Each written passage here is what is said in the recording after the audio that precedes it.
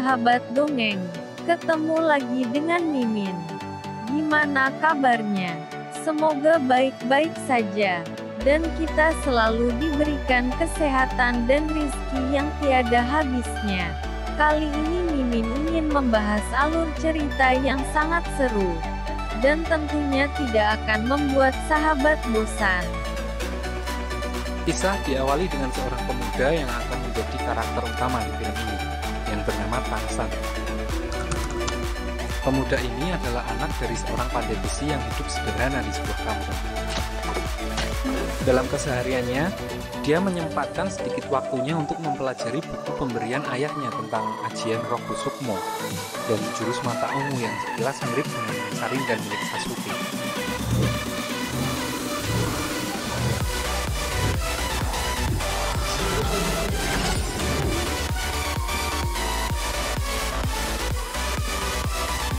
Lalu, saat dalam perjalanan pulang, dia diserang oleh seekor laba-laba raksasa yang memaksanya harus bertarung.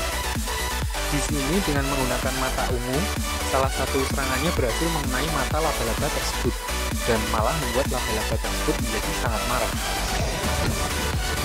Dan saat dalam keadaan kepepet, tiba-tiba seseorang datang dan diperlihatkan orang tersebut dapat mengubah tangannya menjadi tangan serigala yang menegaskan kalau dia mempunyai rok pelindung berupa monster serigala. Orang itu memperkenalkan dirinya dengan nama Suyantao. Dia berasal dari balai roh pelindung yang datang dari kota untuk merekrut murid baru dari desa. Dan secara tidak sengaja melihat Tangsan yang sedang dikejar oleh monster liar. Di sini Suyanto merasa curiga dengan Tangsan yang roh pelindungnya saja belum bangkit. Dia dapat melempar paku tepat mengenai mata laba-laba tersebut. Dan sesampainya di rumah, Tangsan bertanya kepada ayahnya tentang Suyanto dan balai roh pelindung. Namun diperlihatkan ayahnya yang bodoh amat mengenai hal tersebut. Di sini Tangsan juga bercerita bahwa beberapa hari terakhir dia selalu bermimpi tentang bisikan wanita yang berada di dalam ladang yang dipenuhi dengan rumput biru perak yang dia kira itu adalah suara ibunya. Di sisi lain, setelah Suyanto mengumumkan acara rekrutmen di desa mereka, kepala desa menemui Tangsan untuk mengajaknya ikut dalam perekrutan tersebut. Namun, di sini ayah Tangsan melarangnya ikut dalam acara tersebut tanpa memberikan alasan yang spesifik. Malamnya, ayah Tangsan membakar buku yang dia berikan kepada Tangsan dan menyuruhnya untuk tidak memberitahu siapapun tentang buku tersebut. Misterius banget ya. Singkat cerita, paginya Tangsan tidak kuasa menahan rasa ingin tahunya dan memutuskan untuk mengintip apa yang Suyanto lakukan kepada pemuda-pemuda di desa mereka. Di sini diperlihatkan beberapa temannya yang mempunyai roh pelindung belum tentu bisa menjadi master roh. Dan setelah acara selesai, Suyanto menemui Tangsan karena terlihat mempunyai pribadi yang kuat dan tidak memiliki BI checking. Dia menyuruhnya untuk mencoba tes yang dia lakukan pada kandidat sebelumnya. Dan setelah mengeluarkan roh pelindungnya, ternyata roh pelindung milik Tangsan adalah sebuah rumput biru perak yang diceritakan bahwa roh biru perak ini adalah roh paling umum yang biasa dimiliki oleh rakyat jelata. Sesampainya di rumah, dia menceritakan hal tersebut kepada ayahnya dan juga memberitahu bahwa ada yang aneh di tangan kirinya saat menjalani tes. Lalu ayahnya menyuruhnya untuk fokus dan ternyata Tangsan mempunyai roh pelindung ganda. Dan saat roh pelindung di tangan kirinya keluar, roh pelindung keduanya adalah sebuah palu aneh yang disebut dengan palu Haotian. Ayahnya juga menyuruh Tangsan untuk sebisa mungkin tidak mengeluarkan palu tersebut. Dan jika terpaksa harus mengeluarkan roh pelindung di tangan kirinya, senjata tersebut dibuat untuk melindungi dan bukan untuk membunuh, yang membuat kita semakin bertanya-tanya sekuat apa si palu kecil itu doang itu. Di sini ayahnya mengajarkan hal terakhir sebelum Tangsan pergi ke akademi. Dia disuruh untuk membuat sebuah jarum dengan menggunakan ilmu kanuragan yang dapat memukul sebuah besi berkali-kali di titik yang sama dan tidak bergeser sedikit pun. Setelah berhari-hari menempa jarum tersebut, akhirnya Tangsan berhasil membuat sebuah jarum, dan ayahnya mengizinkan Tangsan untuk pergi belajar menjadi seorang master roh. Dengan syarat, dia harus bersumpah untuk tidak bergabung dengan balai roh pelindung. So dia pergi ke kota dengan ditemani oleh kepala desa di desanya. Sesampainya di sana, Tangsan bertemu dengan anak wali kota yang menjadi ketua OSIS di tempat itu, dan seorang guru honorer yang sedang leha-leha di depan pintu sekolahan. Guru tersebut nantinya akan berperan cukup banyak di film ini, jadi mulai dari sini kita panggil aja dia Master Xiao.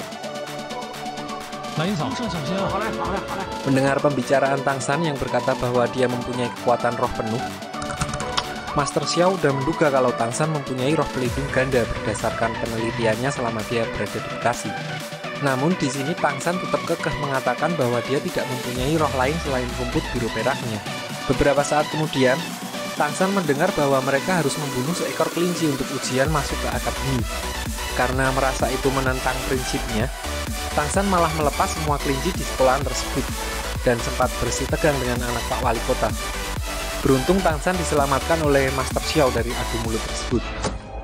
Di sisi lain, seorang cewek bernama Xiao Wu yang mempunyai roh pelindung kelinci, dia melihat kejadian tersebut dan mulai tertarik dengan Tangsan. Lalu Tangsan pergi ke asramanya, yaitu asrama 7. Di sana dia bertemu dengan murid baru yang bernama Wang Sheng, yang juga memiliki roh pelindung berupa harimau petarung. Dia mengklaim dirinya sebagai ketua kelas di sana. Tidak lama berselang, Xiao Wu muncul dan mengatakan kalau dia juga ditempatkan di asrama itu. Karena dilarang untuk tidur di sebelah Tangsan, dia lalu menantang Wang Sheng dan meminta menjadi ketua kalau dia berhasil menang. Ternyata, dia dapat dengan mudah mengalahkan Wang Sheng tanpa menggunakan roh pelindung kelincinya. Lanjut, karena diceritakan di sini Tangsan berasal dari keluarga sederhana, maka dia menemui seorang pandai besi lokal untuk bekerja part-time. Di sana dia menunjukkan kemampuannya menempa besi yang diajarkan oleh ayahnya. Di malam hari saat semua udah tidur, di sini Xiao Wu menyelinap ke kamar Tangsan dan langsung tidur di sebelahnya. Tangsan yang capek karena habis pulang kerja, mengira kalau itu cuma mimpinya saja. Namun, saat dia terbangun keesokan paginya, dia terkejut karena ternyata Xiao Wu benar-benar tidur di sebelahnya. Selanjutnya diperlihatkan anak Pak Wali Kota yang masih penasaran dengan Xiao Wu. Dia menyuruh anak buahnya untuk mencarinya dan mengajaknya ngedate. Namun, Xiao Wu yang masih polos merasa tidak suka dengan anak Pak Wali Kota itu dan menolak ajakannya.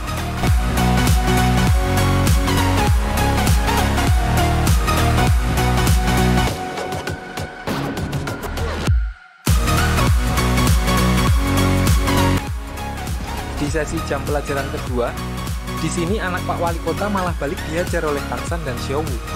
Gurunya yang melihat itu langsung memisahkan mereka dan menghukum Tangsan untuk menyapu lapangan. Buahnya anak Pak Wali Kota telah memasang jebakan Batman untuk Tangsan. Namun, berkat ajian yang dimiliki Tangsan, dia berhasil menghindari jebakan itu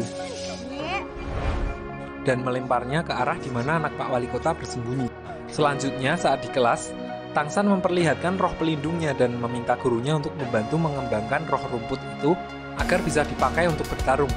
Namun di sini gurunya berkata kalau roh rumput adalah roh pelindung paling lemah dan tidak berguna. Dia lalu menyarankan Tangsan untuk menjadi master teori saja agar bisa menjadi guru nantinya. Merasa tidak puas dengan jawaban gurunya, lalu Tangsan menemui Master Xiao.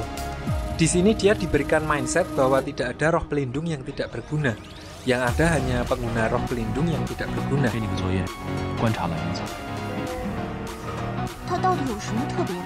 Dan setelah Tangsan mengerti karakteristik dari roh rumput, Tangsan lalu dibimbing untuk dapat mengeluarkan perwujudan dari roh rumput miliknya. Setelah melihat roh pelindung milik Tangsan, Master Xiao lalu merekomendasikannya untuk menjadi master roh tipe pengontrol, di mana roh pelindungnya bisa dimanfaatkan untuk berubah bentuk apapun karena sifatnya yang lentur. Diperlihatkan, Tangsan lalu bisa mengubah roh pelindungnya ke bentuk tali akar. Namun karena belum sepenuhnya bersatu, dia terlihat kewalahan dalam mengontrolnya. Oke, sampai di sini dulu ya, Sobat Dongeng. Di cerita selanjutnya akan lebih seru. Karena Tangsan memegoki anak Bapak Wali Kota yang berbuat curang. Dan mereka pun akan bertarung di cerita selanjutnya.